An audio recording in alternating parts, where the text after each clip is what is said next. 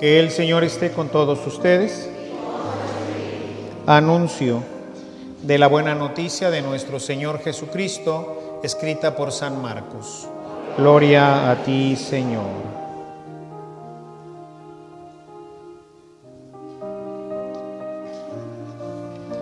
En aquel tiempo, Jesús y sus discípulos se dirigieron a los poblados de Cesarea de Filipo. Por el camino les hizo esta pregunta: ¿quién dice la gente que soy yo? Ellos le contestaron: algunos dicen que eres Juan el Bautista, otros que Elías, otros que alguno de los profetas. Entonces él les preguntó: ¿y ustedes quién dicen que soy yo? Pedro le respondió: tú eres el Mesías. Y él les ordenó que no se lo dijeran a nadie.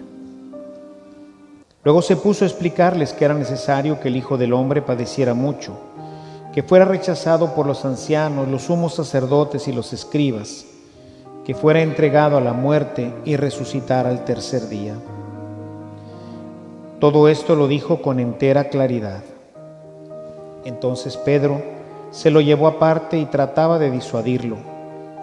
Jesús se volvió y, mirando a sus discípulos, reprendió a Pedro con estas palabras: apártate de mí, Satanás, porque tú no juzgas según Dios, sino según los hombres. Palabra del Señor. Siéntense un momentito. Hemos escuchado pues estas palabras fuertes que le da Jesús a Pedro. Marcos ha querido en un solo texto, en un solo momento, contrastar estos dos momentos de San Pedro. Por un lado, inspirado por el Espíritu Santo, declara que Él es el Mesías, que Él es el Hijo de Dios. Pero momentos un poquito adelante, una vez que Jesús les explica en qué consiste ese mesianismo, que es necesario que Él vaya a Jerusalén, que muera, que sea tratado muy mal, en fin, que padezca, pues ellos no alcanzan a comprender esta idea del Mesías sufriente, que ya había sido predicado desde antiguo por boca de Isaías. Isaías, en los cánticos del siervo, pues ahí presenta precisamente esta imagen que va a vivir ya Jesús. Sin embargo, ellos, que como lo dirá más adelante en el Evangelio de Lucas, pues tienen embotada su cabeza, su corazón, no alcanzan a comprender muchas de las palabras de Jesús, que les dice, bueno, está tan cerrado su corazón que no alcanzan a comprender, y pues es la verdad. O sea, después de 2000 años todavía seguimos estudiando y meditando la Escritura, y todavía hay muchas cosas que no nos quedan completamente claras, que se ven oscuras. Y entonces pues Pedro no entiende este mesianismo en el que él, pues a quien él ama muchísimo, por eso quiere defenderlo, quiere pues que no vaya a ser esa locura de ir a Jerusalén y que pues allá lo aprendan y pues lo maten, ¿verdad? Lo quieren, además pues si él es el Mesías, pues él es el que va a llevar a Israel a la victoria. Entonces todas estas cosas se le mezclan al buen Pedro en la cabeza. Jesús les hace ver que muchas veces nuestro amor nos ciega y que este amor impide que la obra de Dios se realice. Y entonces, y ahí es en donde debemos de entender estas palabras, que muchas veces los hermanos separados, al expresarse de Pedro como cabeza, que ahora es el sumo pontífice, pues dicen si el mismo Jesús lo llamó Satanás.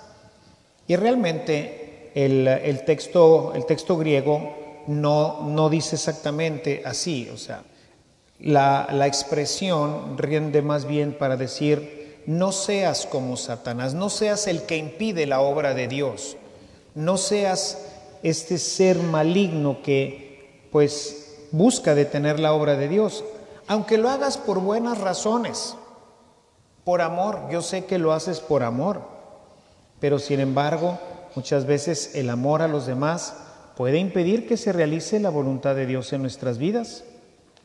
Yo veo hoy, por ejemplo, un tema del que trato con cierta frecuencia, pues es el tema de la educación de los hijos.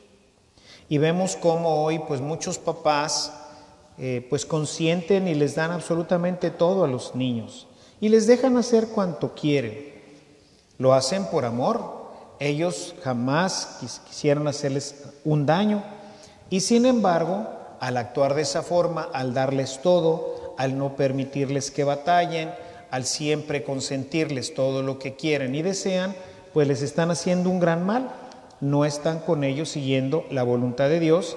Y ahí se podría decir: no seas como Satanás, porque estás impidiendo que este chico pues después pueda crecer con orden, con disciplina, sabiendo que la vida no es fácil, que tiene que luchar, que tiene que disciplinarse, que él no puede llegar tarde a su trabajo, que va a tener que pasar sus exámenes, en fin, que tiene que tener orden y disciplina.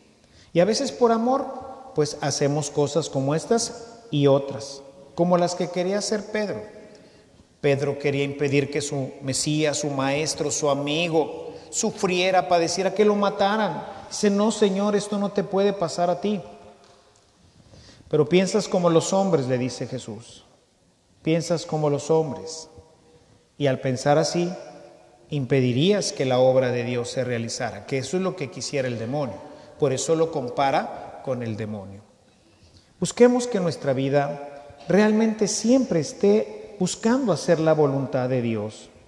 No nos dejemos pues arrebatar de sentimientos, no nos dejemos arrebatar por nuestras pasiones, porque todo esto en última instancia pueden causar que la voluntad de Dios no se realice en nosotros y probablemente en nuestros hermanos que viven cerca de nosotros. Busquemos hacer su voluntad, seamos dóciles, sepamos que la voluntad de Dios pasa por situaciones que pueden ser bastante dolorosas. Y eso pues no le quita que sea voluntad de Dios. Jesús padeció, murió, sufrió, según este proyecto de nuestro Señor, que finalmente trajo como resultado la redención de los hombres. El proyecto de Dios no es, como decimos, miel sobre hojuelas. Tiene que pasar forzosamente por la cruz. Alabado sea Jesucristo.